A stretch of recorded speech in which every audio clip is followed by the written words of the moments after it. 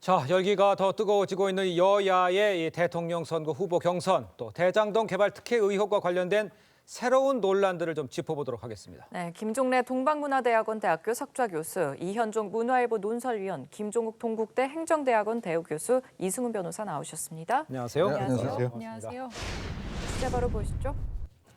자, 리포트에서 보신 대로 이제 민주당 대선 후보의 선출을 위한 이 광주 전남 순회 경선에서 이낙연 후보가 첫 승리를 거뒀습니다.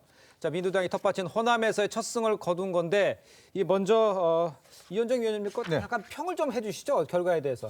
어쨌거나 대장동 의혹이 일단 경선 과정에 영향을 미치는 것은 사실인 것 같습니다. 미치면 사실이다. 그런데 예. 문제는 지금 이 대장동 의혹이 어떤 이 기대한 만큼 이낙연 후보 측에서 기대한 만큼 강력한 영향력은 못 미치고 있는 것 같다. 이렇게 평가할 수 있을 것 같아요. 예.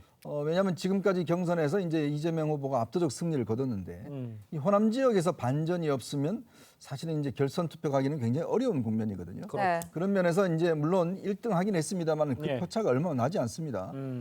그렇다 보니까 이번 전북 오늘 발표되는 전북 결과에 따라서 호남 전체에 일단 승패가 가눠질 거거든요. 예. 현재로 봐서는 일단 이재명 후보 측에서 이제 전북은 승리할 걸로 내다보고 있는 것 같습니다.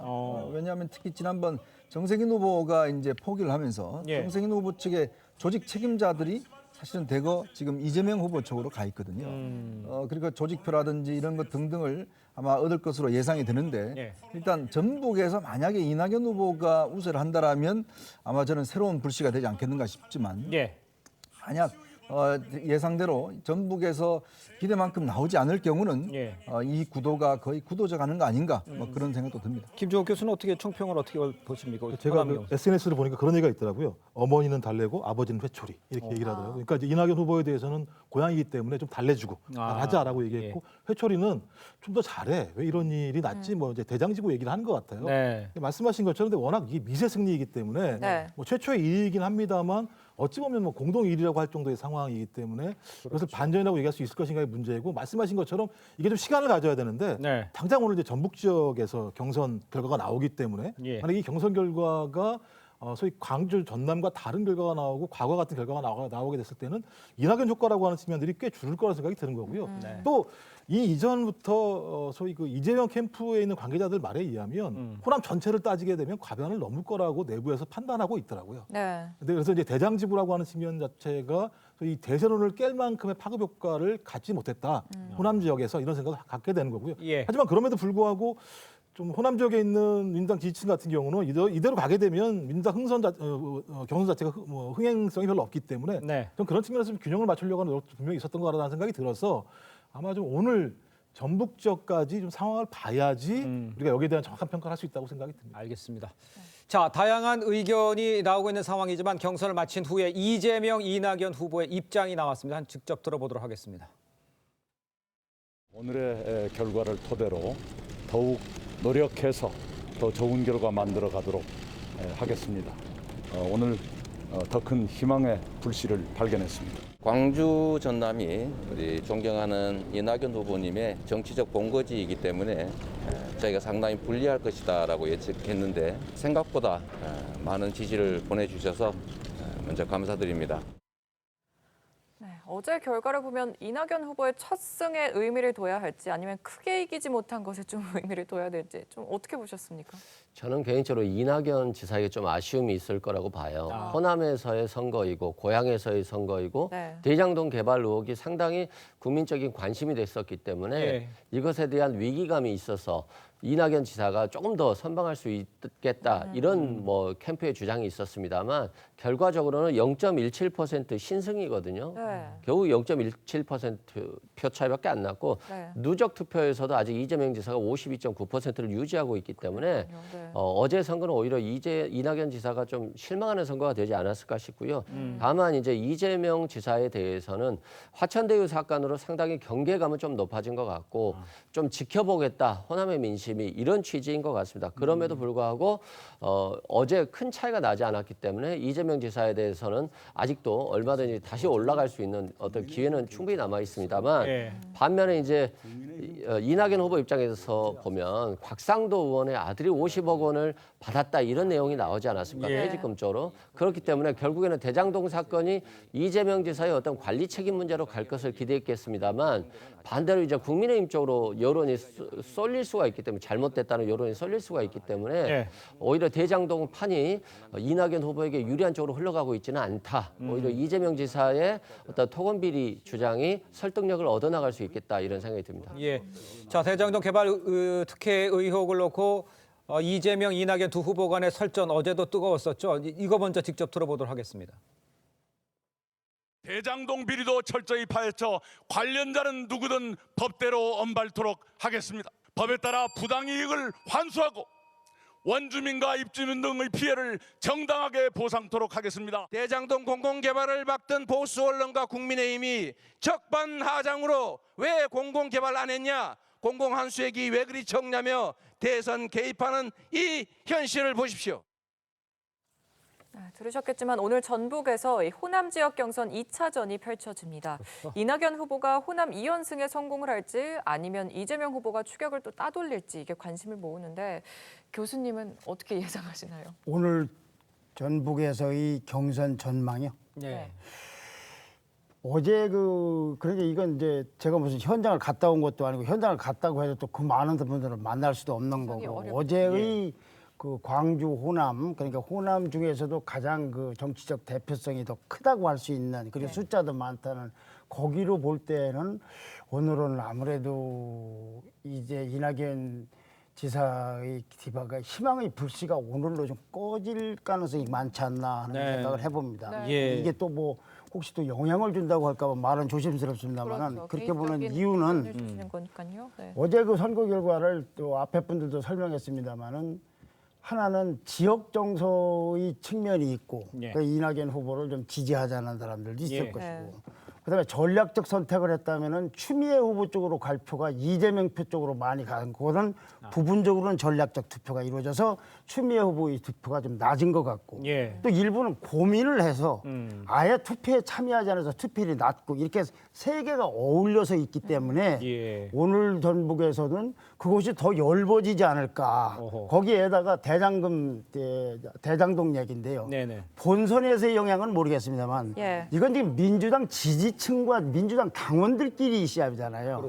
거기서 벌어질 때는 왜 대장동만 하지 않느냐, 고발 사주는 왜 이슈화하지 않느냐는 부분을 그들은 생각할 수 있잖아요. 제 견해라기보다는 그 민주당 경선을 얘기하는 겁니다.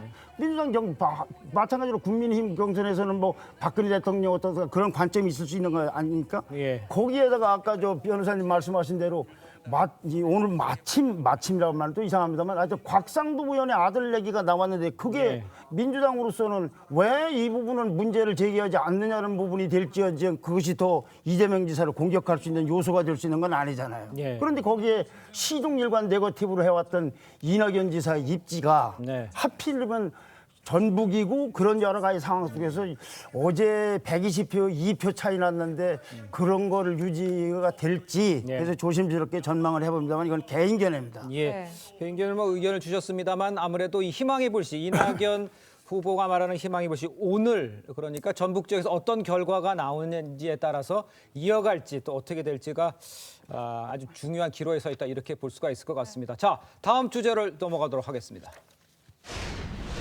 자, 지금 언급을 좀 가끔 해주셨습니다만 지금부터 이 대장동 개발 특혜 의혹을 좀 짚어봐야 할 것 같습니다. 논란을 낳고 있는 쟁점들이 지금 잇따라 나오고 있는데요. 자, 국민의힘 곽상도 의원의 아들이 대장동 의혹의 중심에 있는 이 자산관리회사 화천대유에서 근무했었다. 이거는 다 알고 있습니다. 그런데 퇴직금 명목으로 약 50억 원을 받았다. 이런 보도가 나왔습니다. 이현정 의원님, 네. 이 상황을 좀 설명을 좀 해주셔야 될 것 같아요. 네, 오늘 그 일부 언론에서 이제 보도가 됐고, 네.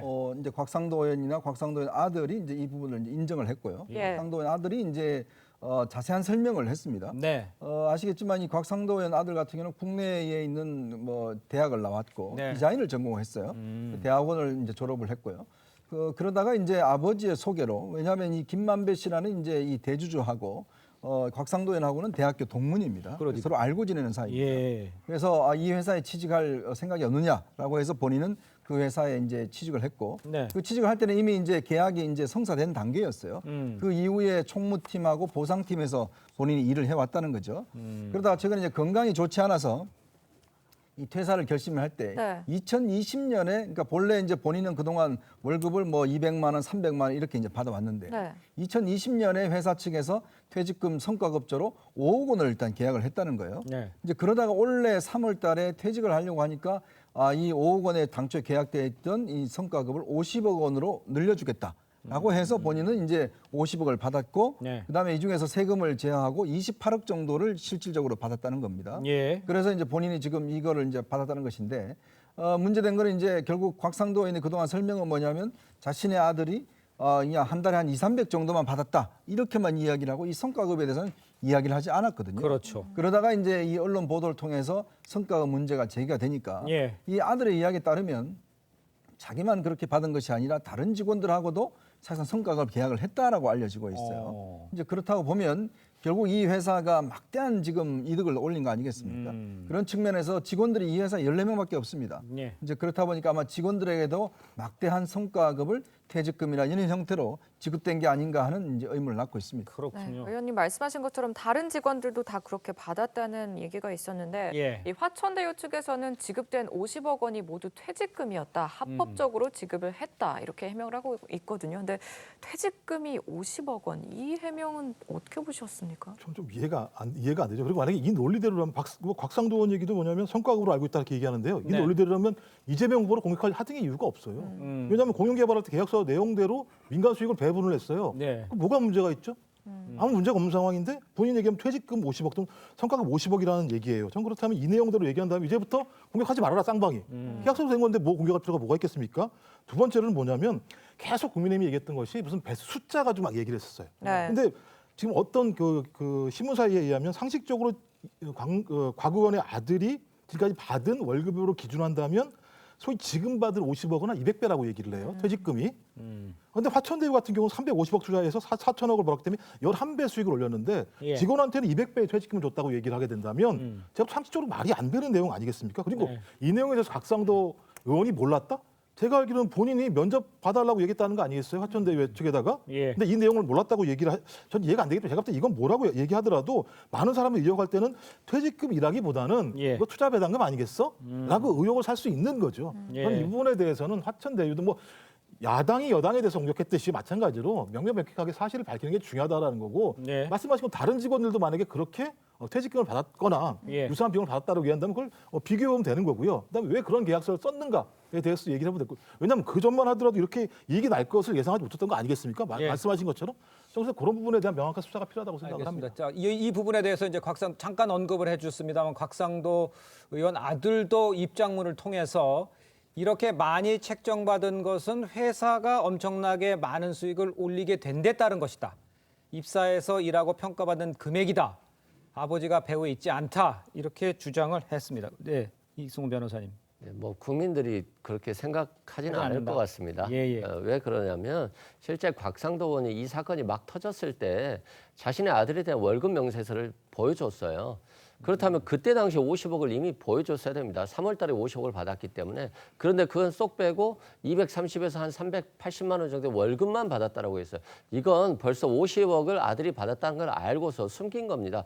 그러면서 오히려 반대 논리로 이재명 지사를 공격했기 때문에 굉장히 염치 없는 행동이 아니었을까 싶고요. 예. 국민들이 봤을 때 좀 황당하다 이런 생각이 듭니다. 예. 곽상도 의원 같은 경우 평소에 어떤 문재인 대통령의 아들 문준용 씨에 대해서도 그렇게 비판을 많이 했었는데 지금 이런 상황들을 봤을 때 좀 이해할 수 없다 이런 생각이 들고 네. 실제 이 사건 같은 경우 어디로 튈지 모른다 이런 얘기들이 많이 있었거든요. 네. 그런데 보면 MB 정부 때 공영개발에서 민간개발로 바뀌고 박근혜 정부 때 그리고 박근혜 정부의 민정수석이었던 지금 곽상도 의원이 관련돼 있음이 밝혀지고 있고 또 경기도지사는 남경필 경기지사였거든요. 그래서 이걸 공영개발로 끌어나가는 데 있어서 굉장히 힘들었다라고 이재명 지사가 주장을 했었다시피 지금 이 사건의 핵심이 지금 오히려 국민의힘으로 더 튀고 있다 이런 생각이 들고 이준석 대표와 김기현 원내대표가 여기에 대한 책임감을 가질 필요가 있을 것 같아요. 이 사건 터지자마자 화천대유 누구 겁니까 하면서 이재명 지사를 공격했거든요. 예. 그런데 지금 그 논리라면 곽상도 의원 겁니다. 그 논리면. 그런 측면에서 지금 국민의힘에서는 빨리 이 부분에 대해서 사실관계를 확인해 줘야 될 것 같고 네. 고발 사주 의혹과 관련해서도 당무감사한다고 했는데 아무런 결과를 낸 게 없거든요. 예. 그런 측면에서 굉장히 문제가 심했다. 또한 아들 또한 지금 곽상도 의원의 아들 또한 모든 세팅은 끝나 있어서 자신이 별 역할을 한 적이 없다는 취지로 주장하면서도 50억을 받았다고 하고 있거든요. 만약에 이게 퇴직금 명목이라고 한다면 업무상 배임이 될 수 있습니다. 예. 자, 과도한 퇴직금을 받았다는 논란에 대해서 곽 의원은요, 이재명 지사가 그런 돈을 벌 수 있는 구조를 만들어준 것 아니냐. 자, 이런 입장인데 이거는 어떻게 봐야 되는 겁니까, 김정은 교수? 저거 다 아니 제가 그렇게 얘기할 수는 있을지 몰라도 정서상 네. 그 아버지인 곽 의원이 저렇게 말하는 거에 대해서는 좀 동의하기가 좀 쉽지 않습니다. 예. 특히 곽 의원은 어떤 분이냐면은 우리가 알고 있기로는 다른 분도 훌륭하겠지만은 문재인 대통령의 그 자녀분들에 대해서는 거의 저격수라고 알려질 만큼 많이 얘기했던 거 아닙니까? 예. 근데 지금 자기 아들 문제가 나왔잖아요. 그렇죠. 근데 그거를 우리 아들은 아무 잘못이 없고 우리 아들이 하는 일은 나는 몰랐으며 이 일을 만든 사람은 이재명 지사라고만 할 경우 네. 그걸 국민들이 그렇게 받아들일 수 있는가? 단군 일의 최대 대박 사건이 아니라 재벌 2세가 아니고는 단군 일의 최대 퇴직금을 받은 분인데 그것도 성과급이나 퇴직금에도 따져봐야 되고 그래서 게다가 지금 이 문제가 참 저 곽 의원의 아들 얘기대로 하면은 어떻게 해서 이 회사가 대박이 나게 됐냐를 쭉 추적하다 보면은 여러 군데가 관련될 수 있는데 우선 돈 문제로 나와 있는 건 곽 의원 아들 하나잖아요. 그렇습니다. 다른 사람들은 돈 문제가 없이 그냥 미루어 짐작컨대 이럴 것이다라고 얘기를 하고 있지 않습니까? 그러려면은 곽 의원은 거기에 대해서 훨씬 더 자기 자신에 대해서 엄정한 입장을 취해야만이 여당을 공격할 때도 그 스탠스가 쓰는 것이지. 그렇죠. 요 부분에 대해서는 진실이고. 그럼 이재명 지사 입장에서 볼 때도 나는 아무 잘못이 없다고 누구도 아무 잘못이 없다고 하면은 결국은 부동산 땅값 올린 문재인 대통령 책임입니까? 누구 책임입니까? 예. 이렇게 돼서는 사람들이 볼 때 실제 진실과는 별개로 어떻게 저렇게 말을 할 수 있고 저렇게 처신할 수 있는가 이 부분에 대한 의문은 아마 두고두고 남을 것이고요. 예. 특히 국민의힘이 지금 굉장히 중요하죠. 곽 의원을 어떻게 볼 것인가, 그러니까요. 어떻게 대할 것인가. 하는 예. 그렇습니다. 네, 또 곽 의원을 향해서 여권의 비난이 쏟아지고 있는데요. 이재명 캠프 측 이 김남국 의원부터 다른 민주당 의원들 또 조국 전 법무부 장관과 추미애 전 법무부 장관까지 맹공에 나서고 있습니다. 여권의 비난은 또 어떻게 보셨습니까? 뭐 여권 입장에서 보면 이게 프레임 전환을 위한 절호의 기회다라고 판단할 것 같습니다. 네. 그래서 아마 집중적 공격을 이제 하고 있는 것입니다. 예. 자, 좀 문제의 본질을 한번 보시죠. 이렇게 직원들한테 50억이나 되는 정말 이해할 수 없는 성과급이면 퇴직금 이걸 줄 수 있었던 게 무슨 배경이겠습니까? 결국 돈이 많기 때문에 준 거 아니겠습니까? 네. 돈이 어쩌면 넘쳐나기 때문에 사실상 떡고물 정도의 돈을 지금 50억을 준 거란 말이에요. 예. 그렇다면 그 떡은 누가 도대체 그러면 가져갔느냐? 이 문제 본질적인 문제가 있는 것이죠. 자, 그러면 이재명 사람이 그렇게 이야기를 했습니다. 이 사업 구조는 내가 짰다라고 이야기를 했어요. 네. 본인이 이 사업 구조 짰다고 이야기를 하고 있습니다. 자, 근데 항상 그런 이야기를 하죠. 자, 이 예를 들어서 전체를 다 그 민영개발 다 먹을 것을 내가 그래도 그만큼 50% 가져왔다라고 이야기를 하고 있어요. 자, 그러면 본인이 지금 짰다는 거 아니겠습니까? 이 본인이 짠 구조 속에서 이렇게 막대한 회사가 정말 지금 따지면 당초 여기 수익 플러스 분양 수익까지 합하면 거의 한 6천억, 7천억 정도 된단 말이죠. 자, 그 수익을 지금 이 화천대유라는 회사가 얻었으니 예. 이 직원 한 명의 대리급 직원 한 명에게 50억을 퇴직금을 준다는 것은 어떤 면에서 보면 자연스러운 문제겠죠. 예. 그렇다면 기본적으로 다른 사람은 그러면 얼마나 갔을까라는 지금 의문이 있지 않겠습니까? 그렇죠. 그렇다면 이 돈이 결국 누구 돈입니까? 하늘에서 떨어진 돈은 아니지 않습니까? 예. 이 막대한 돈을 화천대유라는 회사에 몰아준 과연 그러면 그 배경은 누가 만든 겁니까? 바로 그런 본질적인 문제가 있기 때문에 저는 그래서 오히려 지금 이 상황을 보면 특검할 필요성이 더 커졌다라는 생각이 들어요. 지금 보면 여야를 넘나들면서 지금 법조계 지금 뭐 다 연루가 돼 있는 거 아니겠습니까? 예. 그렇다면 과연 이렇게 50억이나 되는 돈을 이 젊은 직원한테 퇴직금을 줄 수 있는 도서의 회사의 구조가 어떻게 돼 있으며 예. 이 돈은 어떻게 벌었으며 또 이 직원 이외에 누가 또 이렇게 막대한 금액의 돈을 받아 갖는 것인지 예. 이런 부분에 대해 충분히 살펴볼 필요가 있는 것이고 저는 그렇기 때문에 지금 뭐 민주당이 주장하듯이 지금 이 부분에 대해서 뭐 조사를 해야 된다 이야기하고 있듯이 네. 이 상황이라면 저는 특검을 거부할 명분이 없다. 그렇다면 특검을 통해서 여야를 전체를 다 아울러서 저는 조사할 필요가 있다 이런 생각이 듭니다. 예, 유현정 의원님 말씀대로 지금 오늘 국민의힘 이 대권 주자인 유승민 전 의원은요, 사실이면 곽 의원을 제명 출당 조치하기를 요구한다 이렇게 얘기를 했고, 원희룡 전 지사는요, 특검하자는 입장을 냈습니다. 그리고 또 추가적으로 김기현 원내대표도 성역 없이 특검에 나와야 된다. 특검 이야기 나오고요. 국정조사 이야기 나오고요. 근데 이런 일들이 계속 나오고 있는데 이렇게 되면 아무래도 상황은 특검으로 가야 되는 상황이 돼야 되지 않을까요? 우리 변호사님? 지금 실제 특검으로 가기는 좀 어려워요. 어렵다. 왜냐하면 대선이 한 5개월 정도밖에 남지 않았고 예. 지금 이 상황을 보면 특검의 대상을 누구로 할지도 모르겠어요. 뭐 국민의힘 관계자를 특검의 대상으로 해야 될지 네. 아니면 뭐 민주당 성남 도시개발공사를 문제로 해야 될지 지금 어디로 튈지 모르기 때문에 일단 사건의 단초를 확인한 이후에 어떤 방식으로 이 사건을 처리해야 될지가 중요할 것 같지만 예. 우선적으로는 경찰이나 검찰의 수사가 우선적으로 돼야 됩니다. 그래서 사실관계가 어느 정도 규명된 다음에 이걸 갖다가 구체적으로 해결할 방식과 관련해서 특검이 나온다든가 이런 건 괜찮지만 네. 지금 당장 특검으로 가자고 한다면 특검 검사 임명하고 특검 법률 통과시키고 여러 가지 관련 절차 하다 보면 대선이거든요. 네. 그런 측면에서 수사가 오히려 더 지연된다는 측면이 있고 실제 이건 만약에 이걸 원래대로 이재명 지사가 이걸 공영개발로 바꾸지 않았다고 한다면 실은 지금 화천대유 성격을 보면 화천대유의 민간 투자자들이 다 가져가는 겁니다. 네. 이건 굉장히 더 문제였을 것 같고 이재명 지사 입장에서 보면 이걸 공영개발로 가져와서 기득권을 뺏어오려고 하는 과정이었었기 때문에 전체적으로 어떻게 모두 성남시에 유리하게는 가져오기는 힘들었을 것으로 보여지고 그럼에도 불구하고 60% 정도 회수했는데 왜 그것밖에 회수하지 못했냐, 왜 곽상도 의원의 아들에게 들어가야 될 어떤 퇴직금이라든가 이런 것까지도 회수하지 못했느냐라고 비판하는 것은 지금 좀 오히려 좀 이해가 안 되는 거고요. 오히려 지금 화천대유의 직원들 중에 곽상도 의원의 아들이 50억을 받았다고 한다면 다른 직원의 아들들, 예를 들어서 뭐 박영수 특검의 딸도 여기서 근무를 했다고 하는데 이 직원들까지도 모두 조사해야 될 상황입니다. 예. 그런 측면에서 정치적으로 뭐라 가는 것보다는 네. 객관적으로 검찰, 경찰 수사를 받아보는 것이 현명하다 생각합니다. 그러니까 지금 말씀하시는 거는 특검이나 이런 것들은 시간이 오래 걸리고 어디로 특정지어야 할지도 모르겠으니까 지금은 검사 검찰에 이제 수사에 맡겨야 되는 상황이다라고 생각을 하시는 건가죠? 네, 그렇습니다. 문제는 뭐냐면 이재명 지사가 이 사업에 대해서 당군일의 최대 업적이라고 그랬어요. 본인의 가장 모범적인 사업이라고 그랬습니다. 이제 뭐라고 그러냐 이야기하냐면 100%다 뺏겨야 되는데 내가 60% 정도 가져왔다. 그래서 잘한 거다라고 이야기를 하고 있어요. 네. 아니 그냥 앞뒤가 맞지 않는 이야기 아니겠습니까? 아니 본인이 지금 가장 모범적인 사업이라면서요. 가장 모범적인 사업에서 왜 100%를 못 가져오고 60%만 가져왔기 때문에 모범적인 사업이다. 지금 와서 그렇게 해명하는 거는 저는 앞뒤가 맞지 않다는 생각이 드는 거고요. 예. 또 하나는 특검이 지금 상설특검이라 법이라고 있습니다. 네.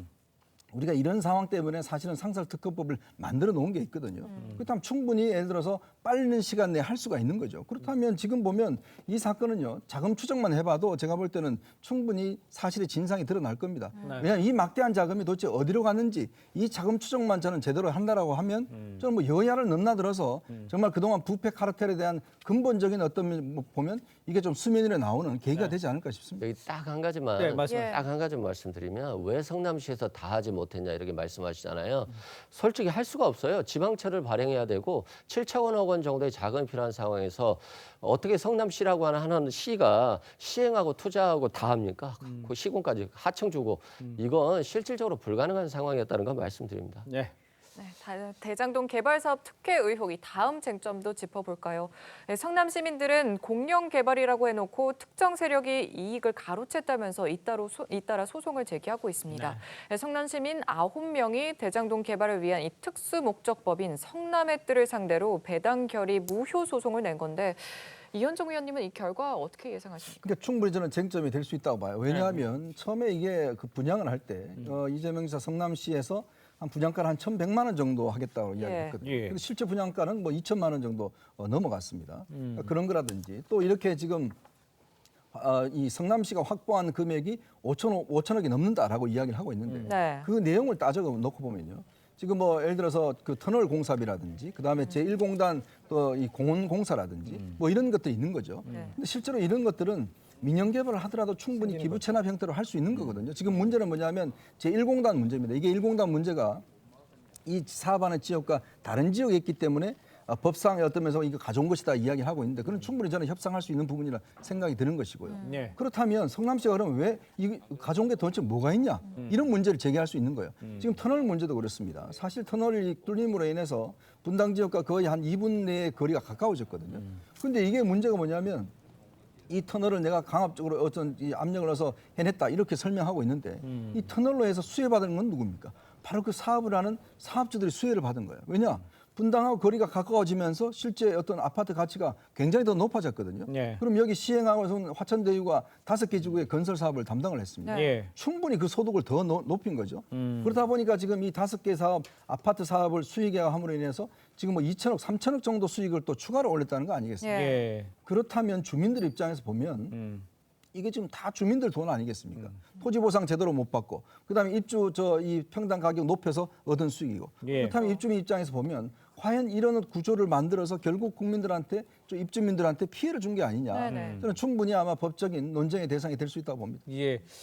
지금 말씀해 주셨으면 이 대화장동 이 개발 의혹이 지역사회 소송전으로 지금 번지고 있는 상황인데 대선 국면에도 영향을 미칠 것 같습니다. 지금 말씀해 주신 걸 좀 종합해 보면 사업주한테 이익이 많이 갔지 결코 주민들한테는 도움이 많이 가지 않았다. 물론 성남시에서 어느 정도 공공개발로 했기 때문에 회수한 건 있지만 특정인 몇 명들한테만 가 있는 엄청난 돈이 갔기 때문에 문제가 있다. 이런 것들이 앞으로 계속 대선에 영향을 주지는 않을까요? 근데 일단 기본적으로 1조라는 지금 확인된 1조라는 이익 중에서 5,500억 같은 경우는 성남시에 환원된 부분이 분명히 있는 거고 예. 4천억 정도가 민간에게 갔다라고 얘기하는 상황이기 그 때문에 민간이 특정인의 소수잖아요. 그게 근데 이제 다시 했으면 개발 사업하게 되면 다수가 하는 거 아니에요. 예. 소수가 모여서 예를 들면 시행사를 만들고 펀드를 만들어서 네. 이익을 창출하는 거기 때문에 저는 그것이 옳다라고 말씀드리는 게 아니라 네네. 그냥 해왔다라는 말씀을 드리는 거고요. 그렇기 때문에 저는 기본적으로 수사 결과를 봐야 될 것 같아요. 그래서 예를 들면 우선 사업자 선정 과정에서 문제가 있었는지, 그다음에 계약서를 작성하는 과정 자체가 상당히 불공평하게 만들어졌는지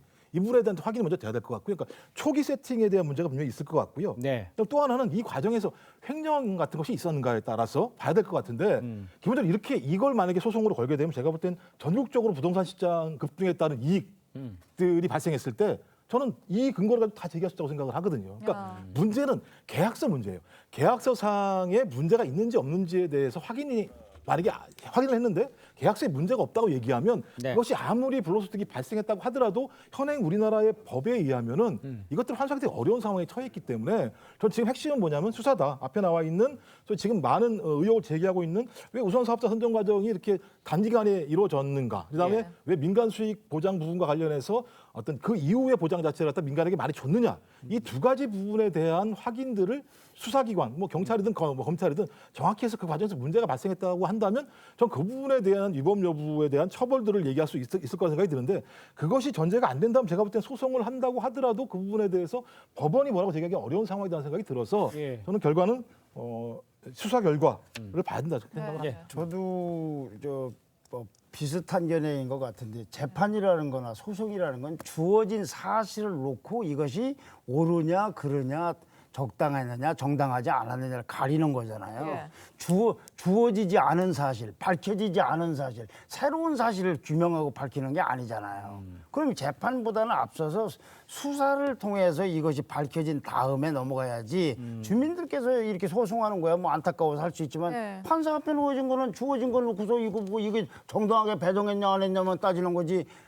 그 숨겨진 얘기까지를 판사가 하는 건 아니잖아요. 그렇죠. 그러니까 우선 수사를 해야 되는데 실제로는 당장 급한 대로 하면은 특검보다는 사실은 경찰하고 검찰 수사가 더 급할 겁니다. 왜냐하면 특검을 하려면 오래 걸려요. 오래. 대통령 선거고 뭐고 간에 오래 걸려서 이 궁금증이 안 해소가 된다 이거죠. 그럼 뭐가 제일 중요하냐? 제일 중요한 건 계좌 추적 아니겠습니까? 돈이 흐름이 어디로 갔나 봐서 이게 지금 우리가 지금 조금 미묘하게 돼 있는 게 가만있어 봐. 이건 이재명이라는 이 여권 사람이 이걸 한 것 같은데 아니 근데 여기에 왜 이렇게 야권 사람들이 관련이 많이 돼 있나? 최순실 씨의 변호사인 이경재 변호사라든가 이런 말이죠. 곽상도 의원이라든지 모든 사람들이 그게 이게 영 혼선이 오니 돈을 놓고 어떻게 들어왔고 어떻게 나갔고 누가 투자를 했고 이것만 그것만이라도 보면 그럼 상당 부분 그래도 뭐가 나올 거 아니겠습니까? 그리고 미진하면 특검으로 가는 게 조건으로 해야지. 지금부터 특검은 이거 공방하다가 결국 수사 안 하게 되면 궁금증은 더 안 풀리지 않을까 싶어요. 예, 알겠습니다. 자, 이뿐만이 아닙니다. 이 하천대유가 이 초호화 법률 고문단을 꾸린 점도 지금 논란이 되고 있습니다. 서울중앙지검이 하천대유의 고문을 맡아서 월 1,500만 원 가량의 보수를 챙긴 권순일 전 대법관에 대한 수사에 착수를 했고요. 연루된 법조인의 상당수 소속 로펌이 맺은 계약이었다라고 해명을 하고 있습니다. 이 부분은 어떻게 봐야 됩니까, 이 의원님? 아마 삼성그룹도 이런 고문단 구성하기 어려울 겁니다. 왜냐하면 거의 대법원장만 빼놓고 정말 대법관, 검찰총장, 그다음에 검찰총장 유력 인사, 그다음 특검 모든 정말 법률적으로 보면 정말 쟁쟁한 분들을 다 영입을 했어요. 그런데 이 14명밖에 없는 이 회사가 왜 이렇게 법률적인 어떤 수요가 많아서 이 많은 화려한 인맥들을 다 했을까라는 근본적인 의문이 있는 거 아니겠습니까? 그렇죠. 그렇다면 뭔가 특별한 이유가 있을 것이다. 저는 그렇게 봅니다. 왜냐하면 지금 이 회사가 수행한 소송은 딱 한 건입니다. 행정소송 딱 한 건이에요. 이게 이제 그 전력선 지중화 관련돼서 이 행정소송 딱 한 건인데 그거는 뭐 아마 일반 변호사가 해도 충분히 할 수 있는 사안이거든요. 그렇다면 대법관과 전직 검찰총장과 검찰청 유력자 이런 사람 특검 이런 필요한 이유는 결국은 법률적인 인맥을 어떤 방패막이로 삼은 게 아니냐 여러 가지 해서 실제 이분들이 한 역할이 거의 없습니다. 지금 보면 권순일 지금 이 전 대법관 같은 경우도 본인이 그냥 찾아와서 몇 번 만나고 전화로 몇 번 이야기했다는 거 그 이상 없지 않습니까? 그래놓고도 한 달에 1,500만 원씩 받았거든요. 그리고 또 본인이 지금 이야기하듯이 이게 변호사법 위반 소지가 굉장히 큽니다. 그러니까요. 왜냐하면 변호사 등록을 하지 않고 지금 법률적인 그 조언을 했기 때문에 이게 문제가 될 수가 있는 거예요. 왜 대법관을 한 분까지도 이렇게 어쩌면 리스크를 감수하면서 이 회사에 들어갔던가? 저는 그게 좀 핵심이라고 봐요. 단순히 이 고문료만 있었는 것인가? 아니면 뭔가 이 회사에 투자한 금액은 없는 것인지. 그래서 아까 말씀드렸듯이 자금원을 추적하는 게 필요하다라는 말씀을 드린 겁니다. 그러니까요. 자금원을 이제 빨리 추적을 하면 어느 정도 이제 가시적인 누가 이게 왜 이런 부분이 해결이 될 것 같은데 이승훈 변호사님께서 보시기에는 지금 이렇게 호화로운 법률단을 이 작은 회사 죄송합니다만 신생회사라고 할게요. 신생회사에서 이렇게 할 수 있는 걸 보셨어요? 이런 게 있습니까? 뭐 있을 수가 없겠죠. 예. 그런데다가 결과적으로는 실패한 것 같아요. 호화 변호인단이 너무 많아가지고 오히려 관심만 갖게 만들었다 이런 생각이 듭니다. 예. 솔직히 이제 이 사건 같은 경우는 지금 현금으로 출금이 많이 됐다고 언론 보도에 나오고 있기 때문에 실은 계좌 추적을 하더라도 나오지 않을 가능성이 많고 법조인들이라든가 법조 기자 경력이 많은 분들이 회사를 운영한 것으로 관여가 돼 있기 때문에 결과적으로는 돈의 출처를 찾기는 어려울 것 같다. 그런 측면에서 보면 사람들의 진술 그러니까 대표라든가 관련자들의 진술에 따라서 사건의 향방이 결정될 가능성이 높고 따라서 이 사건은 굉장히 시간이 오래 걸리고 이 사건의 범위 자체는 성남시장 시절에 이재명 지사가 이걸 공영개발로 바꾸려고 하는데 못 바꾸게 하려고 노력을 했었던 사건이기 때문에 수사 범위는 박근혜 정부 시절에 어떤 관련자들부터 지속될 것 같고요. 또 성남시 의회의 어떤 한나라당 의원 때부터 지속될 것으로 보여지기 때문에 굉장히 수사는 길어질 것 같고 결국 경찰과 검찰이 신속하게 관련 자료들을 압수수색을 통해서 사실관계를 먼저 확인하는 게 최고다. 잠깐만요. 그러니까 지금 공영개발을 해서 수익을 얻은 이 성남지사 후부터 수사하는 게 아니라 원래 민간했다가 공영으로 바뀌었다가 이 과정까지 다 수사해야 된다는 뜻입니까? 그렇습니다. 왜 그러냐면 왜 만약에 곽상도 의원의 아들이 뇌물성의 대가성으로 돈을 받았다라고 치자면 가정한다면 왜 받았겠습니까?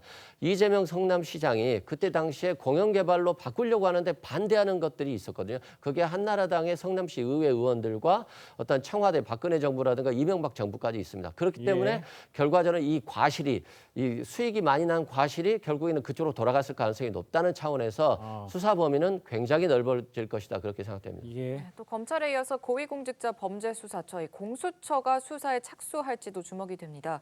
경찰은 화천대유 대주주인 김만배 씨한테 출석을 통보했고요. 횡령과 배임 가능성을 수사할 예정입니다. 대선 앞두고 수사가 지금 말씀하신 게 뭐 자금 흐름이나 계좌 추적 이런 건 말씀해 주셨는데 좀 방향이 어떻게 가야 된다고 보신가요? 저는 기본적으로 경찰이나 검찰 수사를 믿을 수밖에 없다고 생각을 해요. 네. 말씀하신 것처럼 특검을 하자, 국조를 하자라고 말씀하시는데 예. 여야 간 합의할 수 있는 쟁점과 범위가 없어요. 너무나 광범위하기 때문에 아마 예. 서로 이건 하자 저건 하지 말자라고 계속 입씨름하다가 만약 그렇게 해서 합의를 봤다고 하더라도 특검을 누구로 선정할 거야? 라 가지고 제가 볼 때 여야가 아마 날밤을 새도 합의를 못할 거라 생각이 드는 예. 거고요. 예. 또 그렇기 때문에 이건 국민들의 의혹은 있으나 이것들을 풀 수 있는 어떤 국정조사 또는 특검이 불가능하다 현실적으로. 예. 그것도 할 수 있는 게 뭐냐면 여야가 적어도 경찰과 검찰의 수사를 확실하게 신뢰할 수밖에 없다는 생각이 드는 거고요. 말씀하신 것처럼 계좌 추적을 해야 해서 그 돈이 어디로 흘렀는지를 확인하게 된다면 어차피 이 개발 사업이라고 하는 것들이 대부분 다 돈을 더 많이 벌기 위한 행위 아니겠습니까? 다른 것이 아니라면 이 돈이 어디로 흘렀는지에 대한 흐름들을 정확히 확인하게 되면 어떤 사람이 연루가 됐고 예. 연루된 사람들이 왜 연루했는지에 대해서 또 다른 수사를 하게 된다면 예. 그 관계망이 밝혀지기 때문에 전 지금 상황에서 오히려 여야가 국정조사나 특검 가지고 논쟁을 벌이는 건 국민의 의혹을 가지고 있는 수사 자체를 방해하는 행위가 될 수밖에 없다는 생각이 들기 때문에 네. 또 하나 만약에 이 제기만 하게 된다면 여당에서 이 화천대유 이 얘기만 하겠습니까? 윤석열 검찰총장의 고발 사주도 제기하지 않겠습니까? 그러면 제가 볼 때 이건 일파만파 다 번지기 때문에 아무런 합의 없이 그냥 정치권은 저렇게 맨날 정쟁만 하는구나 끝날 수밖에 없다는 생각이 들어서 저는 그냥 경찰, 검찰 수사를 좀 신뢰하는 게 맞겠다 이현정님 생각합니다. 이거는 여쭤볼게요. 이제 다음 달에 이제 국감 있지 않습니까? 그러면 지금 상태 이런 식으로 한다면 뭐 증인 혜택해도 뭐 나올 수 있는 사람이 뭐 거진 없고 그냥 이렇게 그냥 흘러가겠네요, 또 그러면. 참 답답한 심정이죠. 저 국민들 보시기에 아니 이렇게 이해할 수 없는 일들이 벌어졌는데 수사를 제대로 할 수 있는 기관이 하나도 없다. 자 보십시오. 검찰 수사 완전 박탈을 해서 넣은 결과가 뭡니까?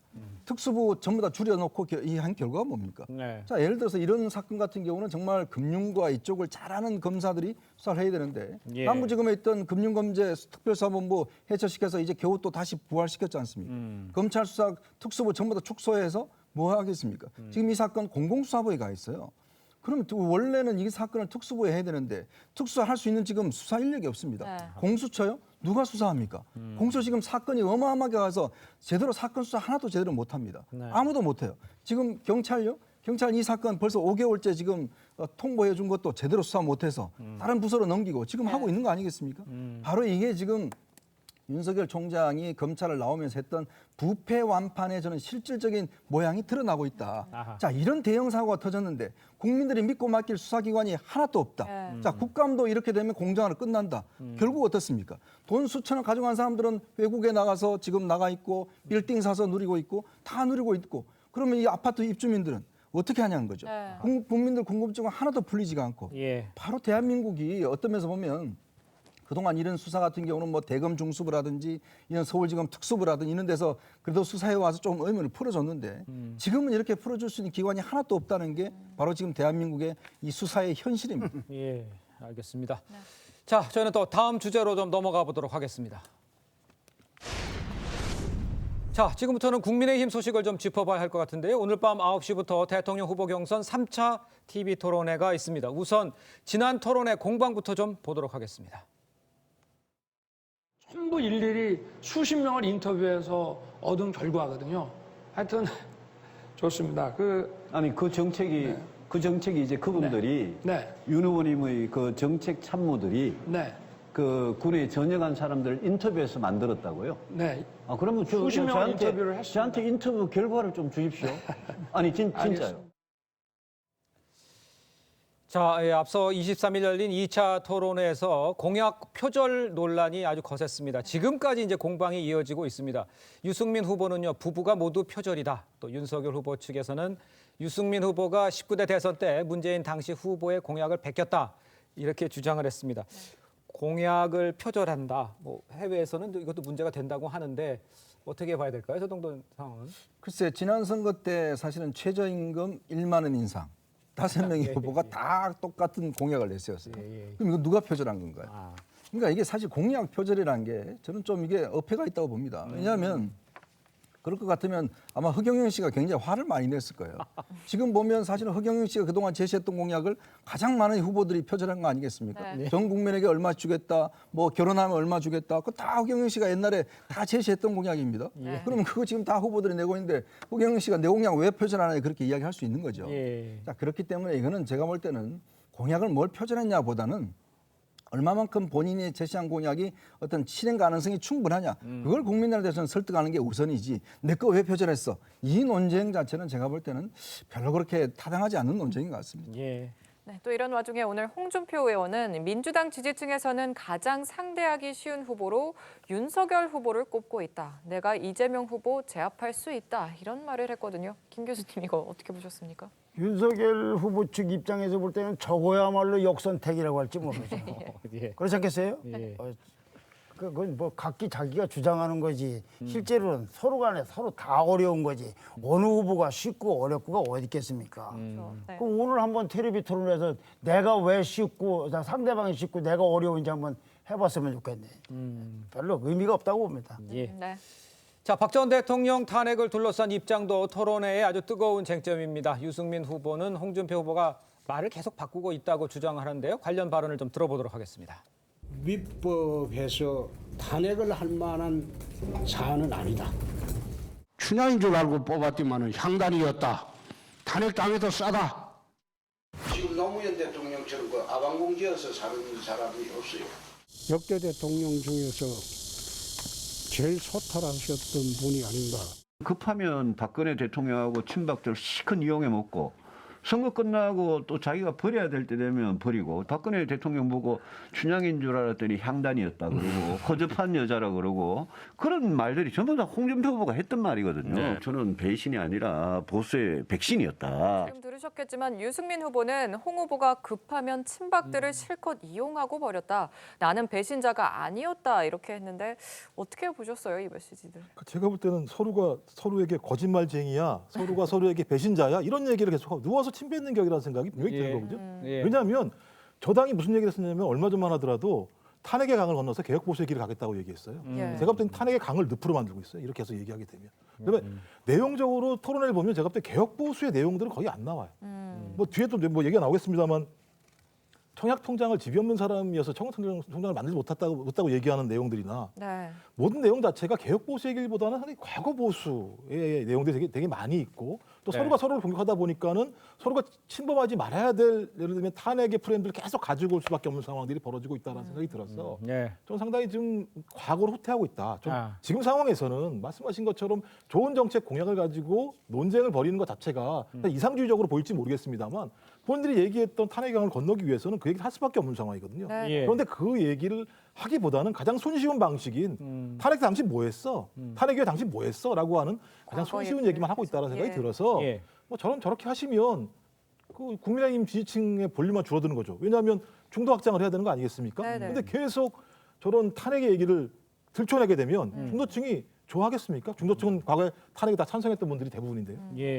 이승훈 변호사님께 여쭤볼게요. 그러면 뭐 2030에는 좀 홍준표 후보한테 좀 유리한 것 같고 또 뭐 5060한테는 뭐 윤석열 후보 이런 얘기도 있긴 있어요. 그렇다면 여권에서 봤을 때 야권에서 두 후보 간의 이 경쟁 어떤 게 쟁점이 될 것 같습니까? 일단은 뭐 지금까지는 윤석열을 패자였는데 홍준표 후보가 생각보다 많이 올라왔어요. 네. 그리고 전략적으로 좀 잘하는 것 같아요. 윤석열 후보하고 싸우다가 조국성 논란이 되자 바로 대장동으로 털어서 이재명 지사를 공격하는 거거든요. 그런 측면에서 굉장히 지금 경선 초반에 잘 뛰고 있는 건 홍준표 후보가 맞는 것 같습니다.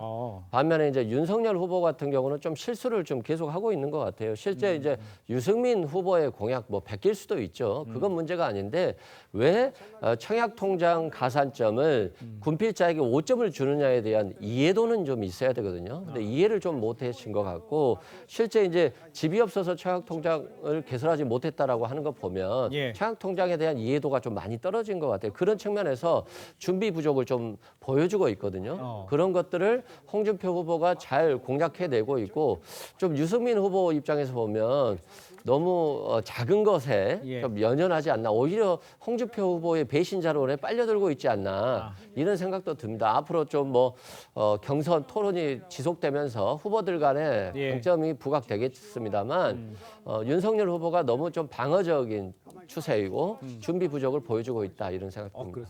예. 저는 그 본론하고 조금 빗나가는 얘기 혹시 보시는 텔레비 토론 보시는 분에게 말씀드리고 싶은 거는 제가 주변 사람에게 얘기해요. 저는 TV조선 프로 중에 강적들이라는 프로가 있어요. 예.